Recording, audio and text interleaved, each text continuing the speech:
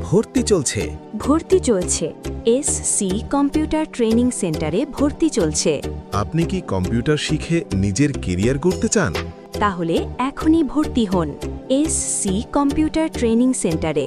এখানে Microsoft Word, Excel, PowerPoint, Adobe Photoshop, Paint program সহ basic computer কোর্সে ভর্তি চলছে।